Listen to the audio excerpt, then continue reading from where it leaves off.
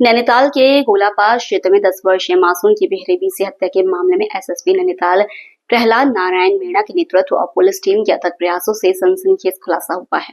मामला 4 अगस्त 2025 को सामने आया था, जब वादी खूब करण मौर्य ने अपने बेटे की गुमशुदगी की रिपोर्ट थाना काठगोदाम में दर्ज कराई। पुलिस की तेज कार्रवाई, एसएसपी ने मामले को गंभीरता से लेते हुए तुरंत 3 सर्च टीम गठित की। 5 अगस्त को बालक का शव आरोपी मोहन चंद्र जोशी के बाड़े में प्लास्टिक के कट्टे के अंदर दबा हुआ मिला, लेकिन शव का सिर और दाहिना हाथ गायब था।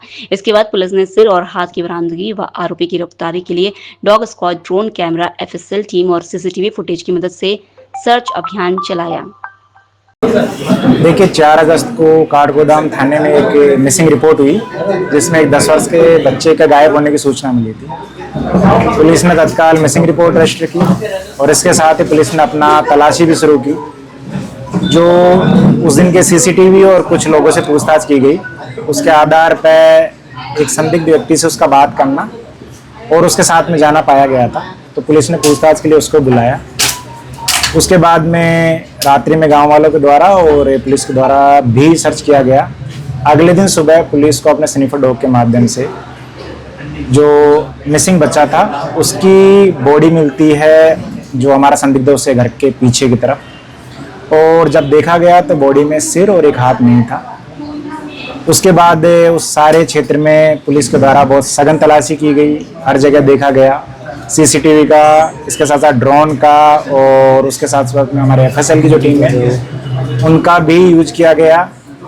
और पुलिस ने मैनुअली और इक्विपमेंट से हर तरीके से वहाँ जो बचे बॉडी पार्ट थे वो तलाश करने का प्रयास किया। चूँकि पहले दिन से ही एक संदिग्ध जो है उसको पूछताछ के लिए बुलाया जा रहा था, उसके द्वारा अलग अलग पूछताछ में अलग अलग बयान दिए गए और अपने आप को मानसिक रूप से रोगी होना और अपनी मानसिक अवस्था ठीक नहीं होने का पुलिस को गुमराह करने का प्रयास किया। इस चीज़ की सत्यता के लिए हमने मनोचिकित्सक जो विशेषज्ञ हैं उनकी मदद ली और उनके द्वारा बताया गया है कि ये पुलिस को गुमराह करने का प्रयास कर रहा है और ये जो है जानबूझ के इस तरीके के सिम्टम्स और इस तरीके के बयान दे रहा है ताकि पुलिस इस सारे घटनाक्रम को किसी और की संलिप्तता तथा किसी तांत्रिक क्रिया में ये घटना होने के संदर्भ में संकेत दे। जब पुलिस ने इसमें पूछताछ की तो बाद में अभियुक्त ने ये जुर्म करना स्वीकार किया। उसके साथ ही जहाँ पर बचे बॉडी पार्ट थे वो भी रिकवर किए गए और जो प्राइमरी जो इन्वेस्टिगेशन और जो पूछताछ है उसमें ये चीज़ आई है कि ये बच्चे को सेक्सुअल असॉल्ट के इरादे से लेके गया। बच्चे ने जब विरोध किया तो इसने पहले उसे गला दबा के हत्या की और बाद में जो है उसकी गर्दन और एक हाथ काट के अलग कर दिया और ये दोनों जो बॉडी के पार्ट थे उनको अलग अलग जगह इसने दफनाया। इसका इरादा बाद में छोटे छोटे टुकड़े करके और जो मृतक का शरीर था उसको दफनाने का था, लेकिन चूंकि पुलिस ने इसको उसी दिन संदिग्धता के आधार पर हिरासत में लिया था और उसके बाद इसको इन सब चीज़ें करने का मौका नहीं मिला, तो जो बॉडी के दोनों पार्ट है वो रिकवर हो गए हैं। इस कार्य के लिए जो हमारी टीमें थी, चाहे वो हल्द्वानी थाने की टीम हो, काठगोदाम की टीम हो, एसओजी की टीमें हो, इसके अलावा हमारे एसपी क्राइम दोनों तीनों सीओ, पूरे ज़िले की पुलिस के साथ साथ में जो एफएसएल है उन्होंने और जो सुशीला तिवारी के मनोचिकित्सक विशेषज्ञ उन्होंने भी इस मामले में हमारी मदद की। तो सब लोगों ने मिलकर इस हत्या का अनावरण किया है। इस अनावरण के लिए अभी तक की जो विवेचना और जो तथ्य हैं उसके हिसाब से अभियुक्त ने अकेले ने घटना की है, किसी और की संलिप्तता इसमें नहीं पाई। परिवार का इसमें कोई इन्वॉल्वमेंट नहीं? अभी तक के साक्ष्य जो हैं उनके हिसाब से परिवार की कोई संलिप्तता नहीं। हथियार को बरामद करने के लिए पुलिस और क्या प्रयास? देखिए, हत्या के बाद में इसने जो हथियार फेंका है उसके संदर्भ में भी इसने बहुत चीज़ें बताई, लेकिन उसको एग्जैक्ट वो हथियार कहाँ फेंका है ये पता नहीं है। उसकी तलाशी भी की जा रही है। इसके लिए पुलिस उसको जो है रिमांड पर लेकर रिमांड पर लेके जो बरामदगी है वो भी इससे करवाएगी। सर, कितने समय से फॉलो कर रहा था इस बच्चे को? कितने समय से फॉलो कर रहा था? क्या पहले भी इसने कोई सेक्सुअल असॉल्ट इसके साथ कंडक्ट किया? अभी ऐसी कोई चीज़ नहीं आई है जिसके आधार पे कह सकें कि अभियुक्त की कोई पुरानी सेक्सुअल जो असॉल्ट हो उसकी हिस्ट्री हो या पहले इसने किसी को टारगेट किया। हालांकि जो कुछ पूछताछ है उसमें ये चीज़ आई है कि अड़ोसी पड़ोसी जो हैं उनके बच्चों के बारे में ये उनसे पूछताछ करता रहता था, लेकिन कभी इसको पब्लिक ने या किसी अड़ोसी पड़ोसी ने उतना गहराई से नहीं लिया कि ये किस इरादे से पूछताछ कर रहे हैं। सर क्षेत्र में एक थोड़ा सा माहौल ऐसा बना हुआ है कि अमूमन ज़्यादा ये बात हो रही है कि तंत्र मंत्र। सर थोड़ा सा इसको क्लियर करें। इस मामले में कुछ भी नहीं कहना चाहता। ठीक। लोकल से लेकर ग्लोबल तक की खबरों के लिए देखते रहिए सच रिपोर्ट। धानी ग्राम पंचायत के रूपा की ढाणी में भील समाज के युवाओं, बुजुर्ग व महिलाओं ने रैली निकाल आदिवासी दिवस मनाया। रैली से पूर्व समाज के लोगों ने भगवान बिरसा मुंडा की तस्वीर के समक्ष दीप प्रज्वलित कर पूजा अर्चना के साथ फूल माला चढ़ाई गई एवं राणा पूजा एवं आदिवासी देवी देवताओं को याद कर नशा नहीं करने, पेड़ लगाने, जंगल जमीन व जल की रक्षा करने की शपथ ली। अंत में जय जवाहर के साथ भालनी के आम चौहटे पर रैली को समाप्त किया। लोकल से लेकर ग्लोबल तक की खबरों के लिए देखते रहिए सच रिपोर्ट। भाई बहन के अटूट प्रेम का प्रतीक एवं रिश्तों का त्योहार रक्षाबंधन के दिन पर शनिवार को सुमीरपुर उपखंड क्षेत्र एवं तकतगढ़ नगर पालिका क्षेत्र सहित हर ग्रामीण क्षेत्रों में हर घर की गृहिणियों एवं युवतियों ने अपने अपने भाइयों की कलाई पर रक्षा सूत्र बांधकर भाइयों की लंबी उम्र की कामनाएं की हैं। शनिवार को कोई आसपास ग्रामीण क्षेत्रों से तो कोई दूर दराज से बहनें अपने लाडले भाइयों के लिए भिन्न भिन्न प्रकार एवं वैरायटी की राखियां लेकर भाई के घर पहुंचकर बहनों ने दीप प्रज्वलित कर भाई की भाल पर कुमकुम तिलक लगाकर उनकी कलाई पर रक्षा सूत्र बांधकर आरती कर दोनों भाई बहनों ने एक दूसरे को मिठाई खिलाकर उज्जवल भविष्य की कामना की। और किसी भाइयों ने बहनों को नगद राशि तो किसी भाइयों ने वस्त्र सहित भिन्न भिन्न प्रकार के उपहार भेंट किए। तो कई भाई बहन के दूर दराज होने से देर शाम तक बहनों का इंतजार करते रहे। इस पर शनिवार को भदौरा नहीं होने के कारण पूरे दिन बहन अपने भाइयों की कलाई पर राखी बांधने का सिलसिला जारी रहा। 2 दिन मिले रोडवेज का तोहफा का उठाया लाभ। दरअसल हर वर्ष राजस्थान सरकार द्वारा रक्षाबंधन पर्व पर महिलाओं के लिए मात्र 1 दिन रोडवेज बसों में निःशुल्क यात्रा दी जा रही थी, लेकिन इस बार भजन लाल सरकार ने मंत्रियों को 2 दिन के लिए रोडवेज में निःशुल्क की यात्रा करने का तोहफा दिया था। शनिवार को रक्षाबंधन के अवसर पर दिन भर महिलाओं ने दूरदराज अपने भाइयों के घर पहुंचने का लुत्फ उठाया। रविवार को भी निःशुल्क यात्रा का लाभ मिलेगा। रोडवेज बसों का टोटा महिलाएं परेशान। शनिवार को रक्षाबंधन पर्व पर महिलाओं के लिए सरकार द्वारा 2 दिन रोडवेज बसों में निःशुल्क यात्रा तोहफा तो दिया, लेकिन रोडवेज बसों का टोटा होने से कई महिला यात्रियों को परेशानियों का सामना करना पड़ा। महिलाओं ने मुख्यमंत्री का आभार महिलाओं ने मुख्यमंत्री का आभार प्रकट करते हुए कहा कि सुविधा तो अच्छी दी, लेकिन रोडवेज की कमियों को लेकर महिला यात्रियों को परेशानियों का सामना करना पड़ा।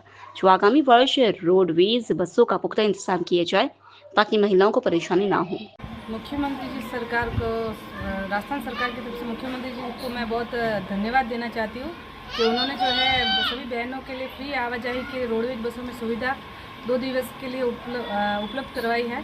लेकिन हाँ, इसी के चलते जो है बसों की व्यवस्था कम होने की वजह से सभी बहनों को परेशानियों का सामना भी करना पड़ रहा है, क्योंकि बसें जो है बहुत ज़्यादा तादाद में भरी हुई आ रही है। इसकी वजह से हमें मतलब कठिनाइयों का सामना करना पड़ रहा है। इसलिए मैं मुख्यमंत्री जी से निवेदन करना चाहूँगी कि जब भी अगली बार हो तब मतलब जो बसों की जो संख्या है वो बढ़ाई जाए, ताकि हम बहनों को आवाजाही में कोई परेशानी न हो। और हाँ, अच्छी सुविधा देने के लिए मैं मुख्यमंत्री जी का दिल से आभार व्यक्त करती हूँ। रक्षाबंधन को लोकल से लेकर ग्लोबल तक की खबरों के लिए देखते रहिए सच रिपोर्ट। लोकल से लेकर ग्लोबल तक की खबरों के लिए देखते रहिए सच रिपोर्ट। जिला पुलिस अधीक्षक पूजा अवाना के निर्देश से अवैध मादक पदार्थों की तस्करी के खिलाफ चलाए जा रहे अभियान के तहत सोजत सिटी थाना पुलिस को बड़ी कामयाबी हाथ लगी है। नाकाबंदी के दौरान एक कार रुकवानी एवं कार की तलाशी लेने पर 2 संदिग्धों को पकड़ा गया। कार में तलाशी लेने पर 1,79,000 नकद बरामद किए गए। संतोषजनक जानकारी आरोपी नहीं दे पा रहे थे। थानाधिकारी देवी सिंह के नेतृत्व में कार्रवाई हुई। आरोपी की पहचान राजू राम निवासी मोगड़ा कला जोधपुर एवं विकास निवासी शिकारगढ़ जोधपुर के रूप में हुई। कार के कोई दस्तावेज भी प्रस्तुत नहीं किए जाने पर कार की डिटेल किया गया है। लोकल से लेकर ग्लोबल तक की खबरों के लिए देखते रहिए सच रिपोर्ट। हल्द्वानी में आज आयोजित कांग्रेस की विशेष प्रेस कॉन्फ्रेंस में नेता प्रतिपक्ष यशपाल आर्य ने जिला पंचायत अध्यक्ष और उपाध्यक्ष पद के लिए पार्टी के अधिकृत प्रत्याशियों के लिए नामों की घोषणा की। इस मौके पर कांग्रेस के वरिष्ठ नेता, कार्यकर्ताओं, समर्थकों की भारी भीड़ मौजूद रही। माहौल उत्साह और जोश से भरा हुआ था। यशपाल आर्य ने बताया कि जिला पंचायत अध्यक्ष पद के लिए कांग्रेस ने पुष्पा नेगी को प्रत्याशी घोषित किया है। पुष्पा नेगी लंबे समय से राजनीति और सामाजिक गतिविधियों में सक्रिय हैं। महिलाओं के अधिकार, शिक्षा, स्वास्थ्य और ग्रामीण विकास के मुद्दे पर उनकी गहरी पकड़ है। उन्होंने कई बार अपने क्षेत्र में जन समस्याओं को उठाकर समाधान तक पहुंचाने का कार्य किया है। पार्टी को उम्मीद है कि उनके नेतृत्व में जिला पंचायत में पारदर्शिता, विकास और जनता की भागीदारी को प्राथमिकता मिलेगी। वहीं उपाध्यक्ष पद के लिए कांग्रेस ने देवकी बिष्ट को प्रत्याशी बनाया। देवकी बिष्ट जमीनी स्तर पर एक सशक्त महिला कार्यकर्ता के रूप में जानी जाती है। उन्होंने ग्रामीण इलाके में महिला स्वावलंबन, शिक्षा और बुनियादी सुविधाओं के लिए लगातार काम किया है। यशपाल आर्य ने विश्वास जताया कि देवकी बिष्ट की सक्रियता और अनुभव पंचायत के कामकाज को और मजबूत बनाएंगे। आप मानते हैं, और अनावश्यक रूप से अगर बात की जाए तो आप लोगों को परेशान भी करे, प्रशासन क्या कहेंगे? लगातार जब से हमने नामांकन कराया है, जब से मैंने नामांकन कराया तब से लगातार हम पे दबाव बनाया जा रहा है और जिला पंचायत सदस्य में ही सदस्य का चुनाव लड़ते हुए यह दबाव बनाया जाता था कि हम चुनाव ना लड़ें, हम वहीं पे हार जाएं ताकि हम इसके लिए आगे को दावेदारी भी ना कर सकें। तो मैं आज कांग्रेस ने मुझे अपना अधिकृत प्रत्याशी घोषित किया है, तो मैं यही कहूँगी कि मैं पूरी निष्ठा और ईमानदारी से अपने कर्तव्यों का निर्वहन करूँगी और जो लोगों को हमसे उम्मीदें हैं उनके लिए हमेशा मेरी सहानुभूति रहेगी और मैं हमेशा अपने निस्वार्थ भाव से काम करती रहूँगी। कितने आश्वस्त हैं? आपके पास पूरे मेंबर हैं? हमारे पास पूरा समर्थन है, पूर्ण बहुमत है। ठीक है। देखिए, पूरे प्रदेश में जनता ने पंचायती चुनाव में भारतीय जनता पार्टी को आईना दिखाया है और हमारे पूरे प्रदेश में हमारे कांग्रेस के प्रत्याशी, चाहे क्षेत्र पंचायत सदस्य हों, चाहे जिला पंचायत के सदस्य हों, चुनकर आए हैं और जो भारतीय जनता पार्टी का एजेंडा है कि इन प्रकारेण चुनाव जीतना, इस पंचायत चुनाव में भी ये देखने को मिल रहा है। सरकार और प्रशासनिक मशीन, प्रशासन तंत्र, सरकारी तंत्र हमारे जिला पंचायत सदस्यों को, क्षेत्र पंचायत सदस्यों को, हमारे उम्मीदवारों को, प्रत्याशियों को डराने का काम कर रहे हैं, उनके खिलाफ कार्रवाई करने की कोशिश कर रहे हैं और सत्ता का दुरुपयोग कर रहे हैं। लेकिन कांग्रेस पूरी ताकत के साथ जो जनादेश हमें मिला है उसको जनादेश आशीर्वाद के रूप में लेंगे और निश्चित रूप से जो चुनाव होने जा रहे हैं प्रमुखों के, जिला पंचायत अध्यक्ष के, उसमें हमारे प्रतिनिधि निर्वाचित होंगे। हमने नैनीताल से श्रीमती पुष्पा नेगी जी को जिला पंचायत अध्यक्ष का कांग्रेस का अधिकृत प्रत्याशी घोषित किया है और श्रीमती देवकी बिष्ट जी कांग्रेस के अधिकृत प्रत्याशी उपाध्यक्ष के होंगे। उपाध्यक्ष के रूप में हमने अपना प्रत्याशी बनाया है और हमारे सभी कांग्रेस के जो जिला पंचायत के सदस्य हैं, हमारे पास संख्या पर्याप्त संख्या है और निश्चित रूप से हमारी जीत सुनिश्चित है। लेकिन भाजपा ने जो वातावरण बनाया है, जिस तरह से सरकारी मशीनरी का दुरुपयोग किया जा रहा है, धन बल का इस्तेमाल किया जा रहा है, डराने का काम किया जा रहा है, इससे साफ जाहिर होता है कि भारतीय जनता पार्टी अपनी हार स्वीकार कर चुकी है। सर, उधम सिंह नगर का क्या हाल है? उधम सिंह नगर लोकल से लेकर ग्लोबल तक की खबरों के लिए देखते रहिए सच रिपोर्ट। अलवर जिले के ऐतिहासिक रियासत काल के जयसमंद बंद में इन दिनों बारिश का पूरा पानी नहीं पहुंचता, जिसका प्रमुख कारण है रूपारेल नदी के बहाव में अतिक्रमण, जिसके चलते पानी अवरुद्ध हो जाता है। जयसमंद बांध में बारिश का पानी पहुंचे, इसके लिए नटनी का 12 बियर से बहाने वाले करीब 8 किलोमीटर लंबी नहर पर जगह जगह अतिक्रमण होने को लेकर कांग्रेस शासन में 2008 में विधायक टीकाराम जूली ने बजट स्वीकृत किया।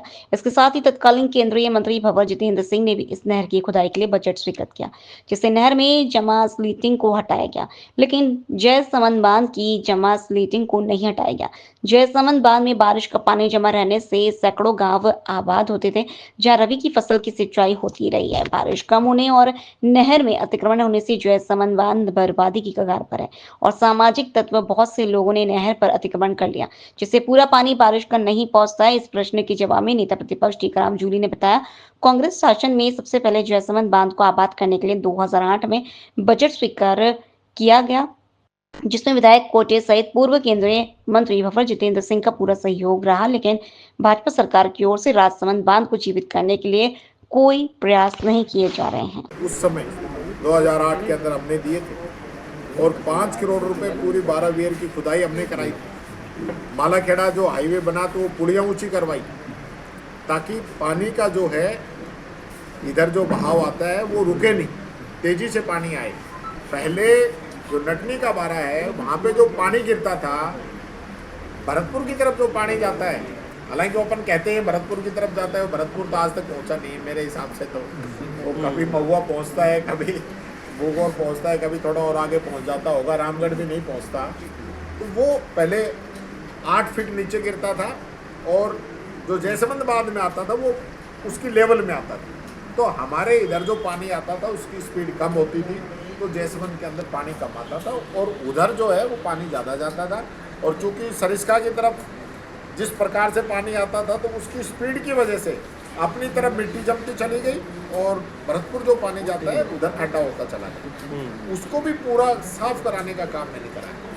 इसके अंदर हो सरकार घोषणा करे, सीबीआई जांच की हम मांग करते हैं, क्योंकि छोटा मोटा खेल नहीं है। खुद इनकी सरकार के भारतीय जनता पार्टी के पूर्व विधायक ने आरोप लगाया है 500 करोड़ का, छोटा मामला नहीं है। और ऐसा क्या है, मैं तो ये कहता हूँ कि अलवर शहर के अंदर पूरा धोबी घट्टा, अखेपुरा और आगे चले जाओ आप गणेशवाड़ी और पता नहीं कितना इलाका जो है वो फॉरेस्ट के अंदर बसा हुआ है। उनको फॉरेस्ट से बाहर कराओ ना बेचारों को, उनको बसने की जगह मिल जाए। समय 5-5 साल पूरा हो चुका है, लेकिन चुनाव नहीं करा रहे।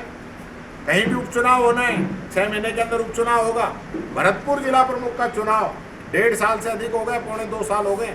आज तक मुख्यमंत्री जी अपने खुद के गृह जिले के जिला प्रमुख का चुनाव नहीं करा पा रहे। तो क्या संविधान को चैलेंज नहीं है, चुनौती नहीं है? लगातार जिस प्रकार से इस सरकार के जो काम है ये चलने वाले नहीं है। लोकल से लेकर ग्लोबल तक की खबरों के लिए देखते रहिए सच रिपोर्ट।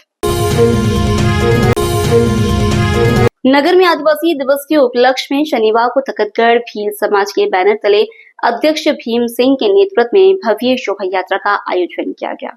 शोभा यात्रा में आदिवासी संस्कृति और परंपराओं की झलक देखने को मिल रही थी। रंग बिरंगी परिधान, पारंपरिक नृत्य, ढोल नगाड़ों की गुंजायमान और डीजे साउंड की धुन पर आकर्षक झांकियों ने पूरे नगर का वातावरण उत्साह और उमंग से भर दिया। कार्यक्रम की शुरुआत मुख्य मार्ग से हुई, जो नगर के विभिन्न रास्तों से होते हुए मुख्य स्थल पर प्रमुख स्थल पर पहुंचकर संपन्न हुआ। इस दौरान समस्त आदिवासी लोगों, सामाजिक संगठनों और युवाओं ने बढ़ चढ़कर भाग लिया। आदिवासी समाज के इतिहास, संस्कृति और योगदान को उजागर करने वाले नारों से वातावरण गूंज उठा। नगरवासियों ने जगह जगह पुष्प वर्षा कर शोभा यात्रा का स्वागत किया। आयोजन का मुख्य उद्देश्य आदिवासी समाज की गौरवशाली परंपराओं को संरक्षित करना और नई पीढ़ी को उनसे जोड़ना बताया। कार्यक्रम के दौरान अध्यक्ष भीमसेन, कोषाध्यक्ष नारायण लाल, उपाध्यक्ष किशोर कुमार, सचिव शांतिलाल व सलाहकार गणेश राम सहित सैकड़ों की तादाद में समाज के लोग मौजूद रहे। लोकल से लेकर ग्लोबल तक की खबरों के लिए देखते रहिए सच रिपोर्ट। जालोर अनंत श्री विभूषित स्वामी शिक्षा साथी आत्मानंद सरस्वती गुरु मंदिर पर आयोजित कथा महोत्सव में श्रद्धालुओं की उमड़ी भीड़। जालोर अनंत श्री विभूषित स्वामी शिक्षा साथ ही आत्मानंद सरस्वती गुरु मंदिर पर आयोजित कथा महोत्सव में श्रद्धालुओं की उमड़ी भीड़। श्रावण मास की पूर्णिमा रक्षाबंधन के दिन चातुर्मास कर रहे स्वामी आत्मानंद जी महाराज के शिष्य ब्रह्मचारी ब्रह्मानंद महाराज के श्री चरणों में दंडवत प्रणाम किया गया और पुरुषों व महिलाओं ने आशीर्वाद प्राप्त किया। माता बहनों गुरुदेव की आरती कर उनको राखी बांधा गया और गुरुदेव की दीर्घ आयु की कामना कर सभी ने गुरुदेव से प्रसाद ग्रहण कर आशीर्वाद लिया गया। श्रावण मास की शिव पुराण कथा का वाचन पंडित अरविंद कश्यप के द्वारा किया गया। भाद्रपद मास में श्रीमद् भागवत कथा का वाचन होगा। इस अवसर पर आसपास गांवों सांकरना, उण, चिपरवाड़ा, सांथू, रेवतड़ा, भागली, पुरोहिता, बागरा, मनोरा, रामपुरिया, सिवना एवं सैकड़ों गांवों से भक्त भाविकों ने भाग लिया। सब है, सब स्वराग भरा जो सब है, नास्तिक नहीं मानता पण पेला ऋषि मुनि है ये तो जाता सबरे मैं ने हमें मानी सके। अरे हिंगे कोई स्वर्ग नरक ने बता हिंगे एक हर के बेनो सा जाए कुतरू की बू बड़ू की बू तो वो तो बड़े हिसाब से बू उनने कर्माते बू तो सब है, स्वर्ग है नरक है सब है। इस सूक्ष्म शरीर की एक और विशेषता होती है कि इसे अपने वास्तविक स्वरूप का ज्ञान नहीं होता। वो जो सूक्ष्म शरीर है अन्य विशेषता है कि अन्य वास्तविक रूप है मनो ज्ञान नहीं तो यही इसका अज्ञान है। वो इस अन्य अज्ञान है। इसका वास्तविक स्वरूप शुद्ध चैतन्य आत्मा है। वास्तविक रूप जो देखवा वाला है सूक्ष्म शरीर ने, वो सूक्ष्म शरीर ने देखवा वाला वहां तीसरे जीव, ठीक है, वो जीव आत्मा और परमात्मा तीन एक है। जैसे खाली की मटको है, मटका माते सूर्य रो मुड़ा माते प्रकाश पड़ियो भणिन के आत्मा, ऊपर सूर्य है वो हुआ परमात्मा और मटका में पानी में प्रतिबिंब पड़ियो है भणिन कियो जीव।